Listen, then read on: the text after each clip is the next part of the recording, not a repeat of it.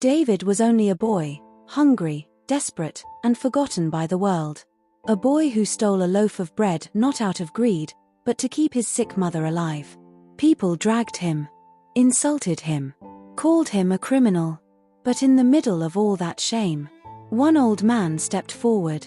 He didn't ask for explanations. He didn't judge. He simply fed the boy, never knowing that this one act of kindness would echo through time. Because years later, when life turned its back on that same old man, when sickness struck, when bills piled up, when his daughter cried for a miracle that refused to come, destiny remembered. A stranger appeared, a billionaire doctor with the power to save a life, and a secret that would shatter everything they thought they knew. Why did he help them? Who was he? And how was his fate tied to theirs? Stay with us, because the truth behind this story will shock you, humble you, and remind you that no act of kindness ever truly dies. Stay with us to witness this amazing folktale story. Subscribe to my channel, comment where you are watching from and like the video, also share if possible. Watch till the end to find out what happened. The first time Ada saw the boy, he looked like a shadow that had lost its way. It was one of those hot Lagos afternoons when the sun felt angry, and the dust on the roadside refused to settle. Ada was arranging loaves of bread in her father's small provision shop when she saw him standing outside, barefoot, clothes torn, eyes fixed on the food like someone fighting an invisible war inside his stomach. She had seen hungry before, but this looked desperate. He stepped inside quietly, like he was afraid even the floor would reject him. The customers barely noticed him. He walked past the shelves of milk tins, biscuits, sachet water and stopped in front of the bread rack. Ada watched him from behind the counter, something tight curling around her heart. Her father, Barber Cola, sat on his stool near the entrance, counting money, glasses halfway down his nose. Then it happened fast. The boy's hand shot out, grabbed a loaf of bread and a small tin of sardine, and he dashed for the door. "Thief!" one of the customers shouted. The shop erupted. The boy ran, but another man at the entrance grabbed him by the collar. "What is wrong with you?" the man barked. "You think we're running charity here?" Others gathered, angry, judging. "Small boy, you steal food? Tomorrow it will be phone, next tomorrow car," one woman hissed. The boy just kept whispering, I'm sorry, my mama," but nobody listened. Ada's chest hurt as she watched his small body shake. Barber Cola slowly stood up from his stool, adjusting his wrapper under his big belly. "Easy," he said calmly, placing a hand on the angry man's arm.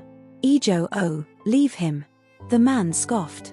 "Barber, these children need sense. Let him talk first," Barber Cola said. He looked at the boy. "Why did you steal?" The boy gulped, eyes full of tears and shame. "My mother is sick," he whispered. "She hasn't eaten since yesterday. I begged, nobody answered. I just wanted bread, please." His voice broke, the words coming out like they were cutting his throat on the way. In that moment, Ada saw her father's face change. The way his eyes softened, the way his shoulders dropped. She knew that look. It was the same look he had when he spoke about the days he once sold pure water on the street just to eat. "Stand up, my son," Barber Cola said quietly, bending slightly and offering his hand. The boy stared at him like he was expecting another slap, then slowly allowed himself to be pulled up. His knees were dusty, his shirt torn at the shoulder. The angry man who had grabbed him shook his head. "Barber, you're too soft. That's why people take advantage of you." "Softness is not weakness," Barber replied, his voice calm but firm. He turned to Ada. "My daughter, go inside and bring that nylon of food we kept aside. The one with rice and stew from yesterday night." Ada nodded and disappeared into the back room. The customers kept muttering, some shaking their heads in disbelief. "Giving a thief free food," one woman hissed. "That's how the country became like this." But when Ada returned, her father wasn't done. "Put bread and sardine too," he said. "And 2 sachets of water." Ada obeyed, packing the items carefully. She handed the nylon to the boy, whose lips trembled so much he could barely say thank you. "Take it to your mother," Barber said. "Tell her an old man said she should eat and regain strength." The boy clutched the bag like it was treasure from heaven. "Sir, I'm sorry," he whispered, tears spilling now. "I didn't mean to steal. I will pay you back one day. I promise." Baba laughed softly. "Just grow. Be better than this world. That's all the payment I want." The boy nodded, still crying.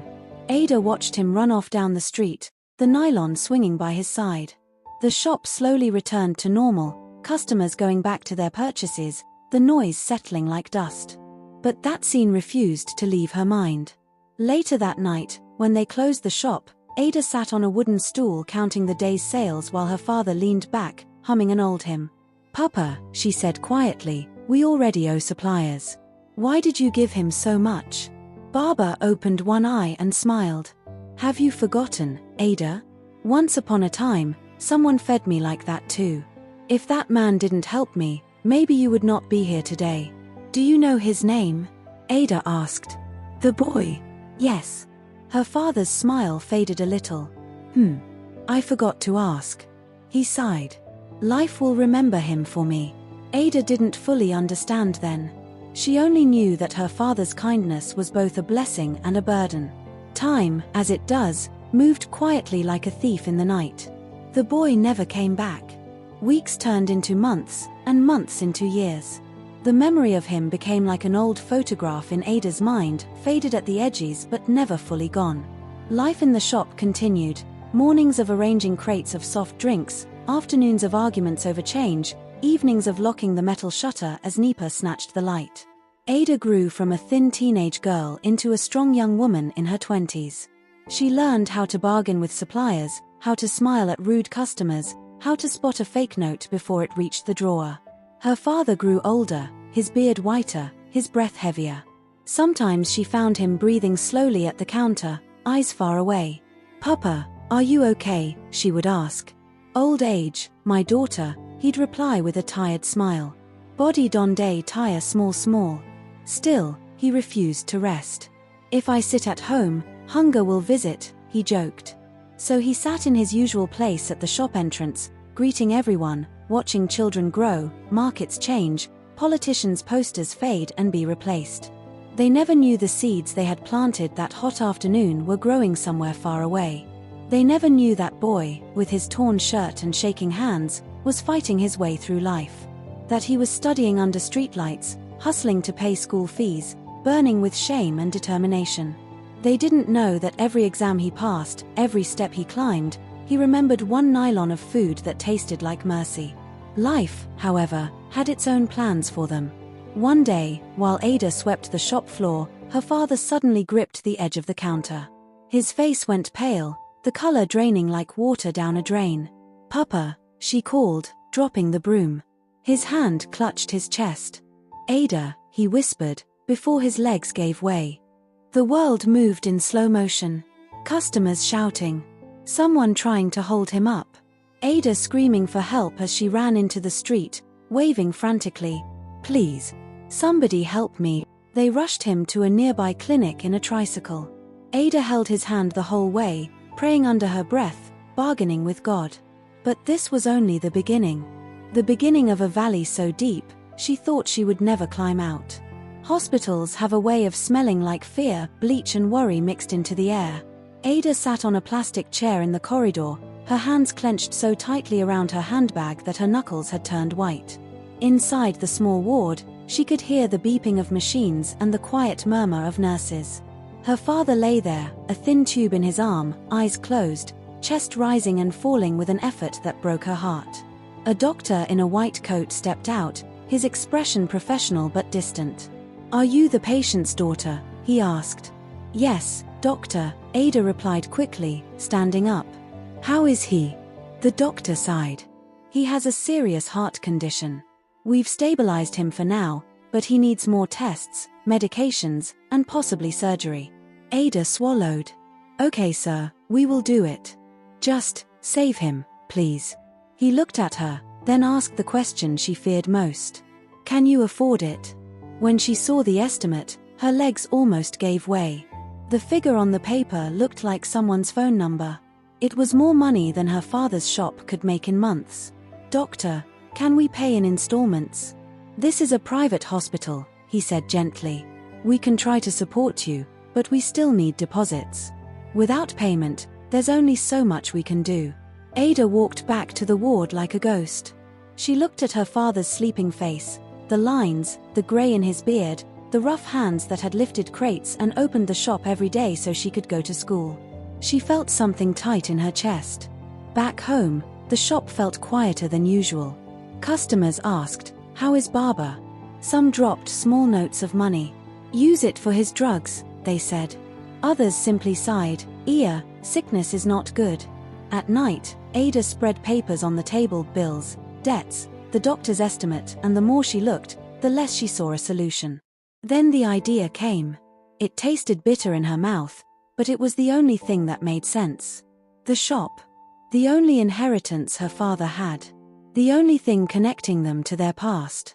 If I sell it, I can pay something, she whispered to herself. Tears rolled down her cheeks. God, is this how everything ends? She didn't know that while she cried over those papers. The next morning, Ada sat behind the counter, a handwritten sign propped up beside her, "Shop for sale, serious buyers only." Each letter felt like a betrayal. Every time she glanced at the sign, her stomach twisted. But the hospital had called again. "We need more payment if you want us to continue with the tests," the nurse had said. Customers came and went that day, looking more at the sign than at the goods. "Ada, you're selling?" an elderly woman asked, her voice full of sorrow. Ada forced a smile. "Just thinking about it, Mama Sade. You and your papa have been here for years," the woman said, shaking her head. "This shop is like a landmark." "Landmarks don't pay hospital bills," Ada replied quietly. By afternoon, a man in a flashy shirt and gold wristwatch walked in, eyes scanning the shelves. "Are you the one selling this place?" he asked. "Yes," Ada answered, heart beating fast. "Do you want to buy?" He laughed. "I fit by am, but your price wa. This area no get that kind value again. I fit give you half. Half wouldn't even cover the deposit already due." "I can't," she said. "Please, it's worth more than that." He shrugged. Wetting I get be that. If you change your mind, call me." He dropped a card on the counter and walked out, leaving Ada feeling smaller than the sign beside her. Days passed. Nobody gave a serious offer. One person came, promising to return with cash, but never did. Another wanted to pay in small installments. "I don't have that time," she thought bitterly. Every night she went to the hospital, sitting by her father's bed, hiding her fear behind a brave smile. "Any good news?" he would ask weakly. "Plenty, Papa," she'd lie softly. "The doctors say you will be fine. Just rest." Inside, she screamed. She prayed. She bargained. "God, you saw him feed that boy. You saw his kindness. Why is there no one to help us now?" But somewhere across town, in an air-conditioned office inside a large hospital, a man flipped through files and paused. His eyes narrowed as he stared at one particular name, Kolawole Adeyemi. A flicker of memory flashed through his mind, the taste of bread after days of emptiness, an old man's kind eyes, and a small shop that had felt like a miracle. He leaned back in his chair, heart beating a little faster. "Is this him?" he whispered to himself. He didn't know that destiny had already drawn a circle around their names, bringing the past back to rescue the present. Dr. David sat at his desk, the hospital sounds buzzing faintly outside his office, footsteps in the corridor, stretchers wheeling past, nurses calling out lab results. But all of that faded as he stared at the file. Age, 67. Occupation, shop owner. Condition, severe heart complications. Name, Kolawole Baba Kola Adeyemi. He closed his eyes and saw a younger version of himself, barefoot, hungry, humiliated. The heat of the sun that day.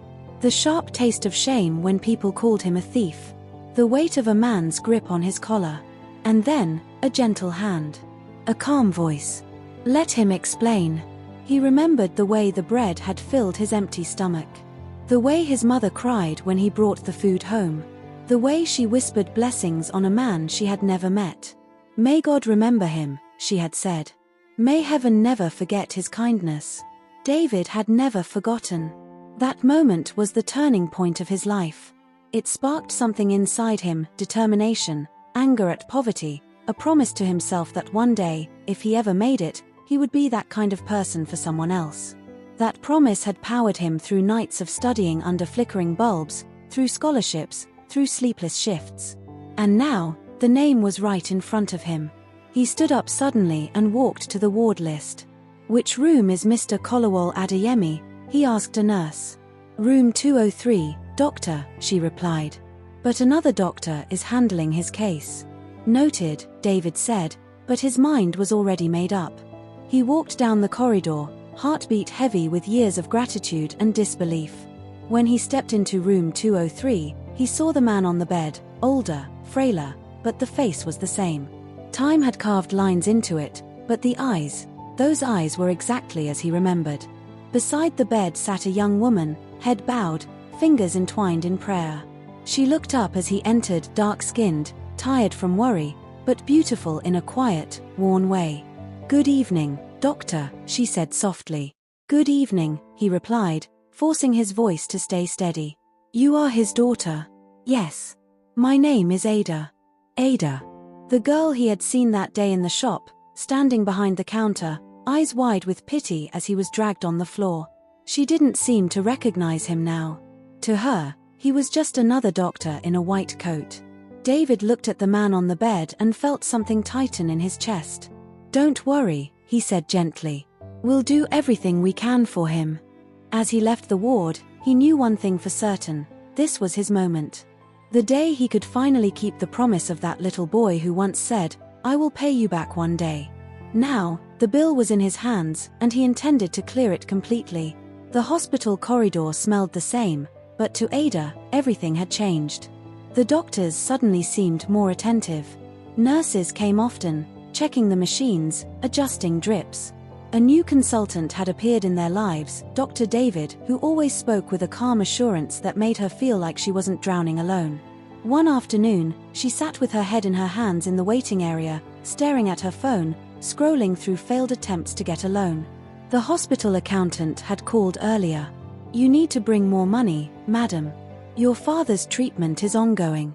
These things are not cheap." Just then, the accountant walked past with a file in his hand. Ada quickly stood up. "Excuse me, sir, about my father's bill, I'm still trying to." He cut her off with a small smile. "Your father's bill has been settled." Ada blinked. "Settled? By who?" He shrugged lightly. "An anonymous sponsor. The entire bill is paid. Even future treatment has been covered, plus medications." She felt dizzy. "Sir, please, is this a joke?" "We don't joke with money here," he replied, amused.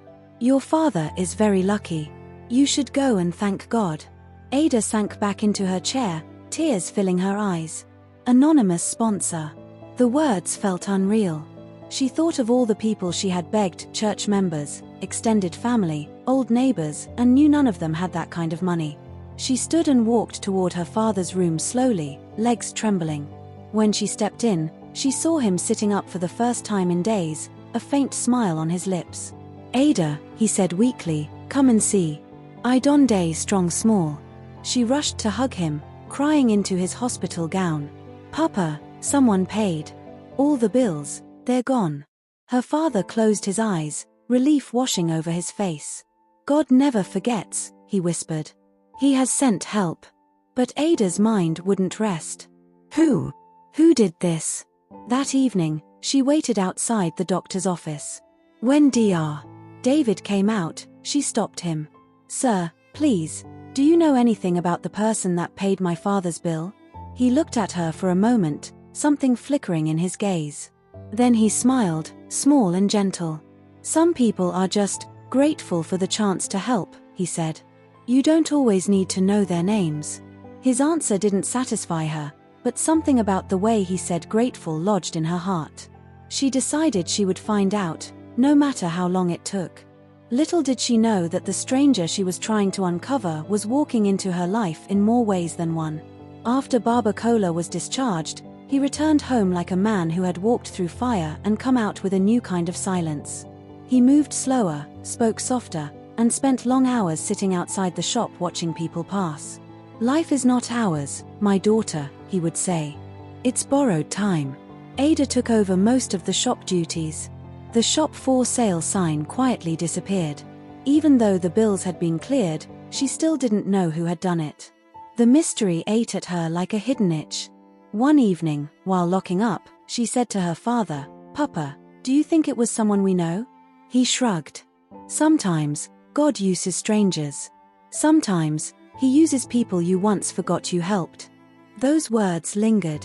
One quiet afternoon, as the sun leaned lazily in the sky, a well-dressed man walked up to the shop. He wore a smart shirt and trousers, his shoes clean, his wristwatch shining subtly. He looked out of place among the dusty street and plastic buckets at the entrance. "Good afternoon," he greeted. His voice sounded familiar somehow, but Ada dismissed the thought. "Good afternoon, sir." "You're welcome," she replied, standing behind the counter. The man glanced around slowly, eyes lingering on the bread rack, the biscuit shelves, the fridge humming in the corner. There was a strange look in his eyes, like he was seeing something from a long time ago. "Do you still sell sliced bread?" he asked. Ada smiled. "Yes, we do." She grabbed a loaf and placed it on the counter. "Is that all?" "For now," he said. He watched her as she wrapped it up. "This shop, has it been here long?" "Since before I was born," Ada replied. "My father started it many years ago." He nodded slowly. "Is he around?" "He's resting inside. He's been sick. We just brought him back from the hospital recently." The man's eyes softened. "I know," he said quietly. Ada frowned. "You know?" He seemed to catch himself. "I mean, I heard. This area talks, you know." He smiled lightly. "I'm Dr. David. Work at the city hospital." Ada's heart skipped. You were one of the doctors there?" "Yes." He handed her cash for the bread and added, "Your father is a strong man. Not everyone walks back out of a condition like that." Something about the way he spoke, the way his eyes flickered toward the back room, made goosebumps rise on her skin. "Doctor, were you the one who—" He raised a hand, gently stopping her question. "Can I come back later? Maybe when your father is awake? I'd like to greet him properly." She nodded slowly. "Yes, of course." As he stepped outside, he turned back once more, looking at the shop sign, the doorway, the cracked tiles. His throat tightened. It's been a long time, he thought. But destiny doesn't forget. Ada watched him go, a strange feeling blooming in her chest. She didn't know that the man who casually bought bread from her was the same boy who once stole it, and that their stories were about to tie together in ways no one could have written better than fate itself. Dr. David started coming more often, always with some small excuse. Sometimes he said he was just passing by. Other times he claimed he wanted to check how Barbara was healing. But he always bought something: bread, milk, biscuits he didn't really need. Ada noticed things. The way he smiled at her father with a strange kind of tenderness. The way he often fell silent, just watching the shop as if replaying an old movie in his mind. One evening, when the customers had thinned out and the sky was turning orange, she saw her father lean forward, squinting at David's face. "Have we met before?" Barbara asked, tilting his head. David's heart pounded. He swallowed, then smiled. "Maybe, sir. This area is small." Barbara chuckled. "True. But there's something about you, your eyes." He shook his head. "No matter. Aged on day disturb memory." After David left, Ada teased, "Papa, are you trying to marry me off to your doctor?" Her father laughed, coughing a little. "If N.A. this one, I no mind-o. At least him get sense." Ada rolled her eyes but felt her face grow warm. There was something about David, his calmness, his humility, the way he listened more than he spoke. Yet, she still couldn't shake the mystery around the hospital bill. One night, she couldn't sleep. She sat in the small parlor, her phone light reflecting off her tired eyes as she searched online. She found an article: "Young Nigerian Doctor Opens Private Wing to Help the Poor." The photo attached made her freeze. It was him, Dr. David.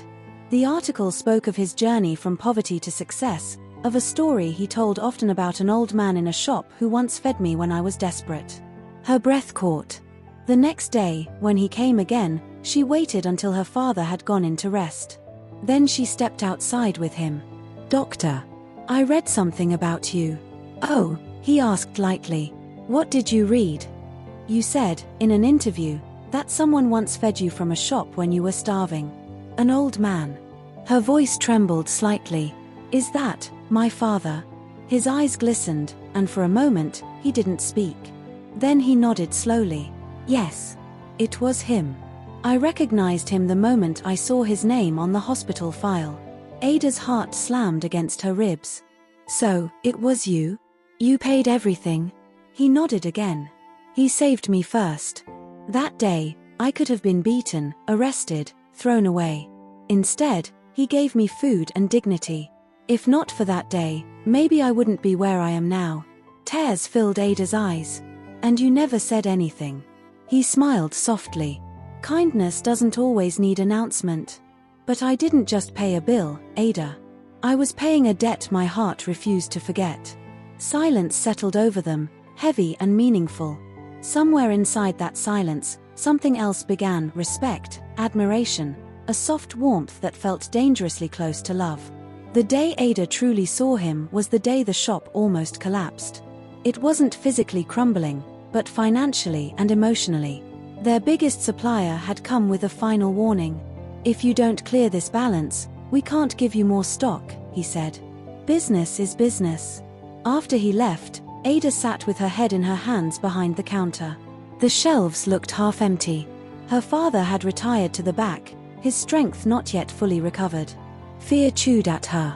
"We survived the hospital," she thought. "Will we now lose the shop?" That evening, as she was closing up, David appeared again, this time not in his doctor's coat, but in a simple, clean native wear, like he belonged more to the street than to the hospital. "You look worried," he said softly. She tried to smile. "Is it not life? Problems just line up like customers." He stepped closer. "Ada, can I ask you something? If this shop could be bigger, better, would you want that?" She frowned. "Bigger how?" He took a breath, the decision clearly not easy. "I've been thinking. I have some savings. Investments. I want to partner with you. We can expand this shop, turn it into a mini supermarket. We'll change the signboard, repaint, restock properly. You'll manage it. Your father will see his life's work grow, not die." She stared at him, stunned. "Why would you do all that?" He met her gaze steadily. "Because I owe this shop my life. And because," he hesitated, then continued, "because I care about you. I care about your father. And I believe this is not where your story is supposed to end." Her heart swelled and hurt at the same time. "David, people don't just do this kind of thing." "I'm not people," he replied gently. "I'm the boy your father once fed." Months passed, and everything changed. New shelves. New paint. New customers. A bright signboard reading Barber Cola and Daughter Supermart, in partnership with Dr. David Foundation. Her father sat proudly near the entrance again, greeting customers with a spark in his eyes. And between the aisles, as they arranged goods and balanced accounts. In the end, it wasn't just a story about a boy and a loaf of bread. It was about how one act of kindness echoed through time, returning as healing, love, and restoration. He fed a starving boy without knowing it would save his own life one day. When fate turned dark, the girl he raised searched desperately for a miracle. But destiny had already chosen who would help. And if you listen closely, you can still hear it, the quiet lesson whispered through their lives. The good you do is never wasted. It may leave your hands, but it never leaves your destiny.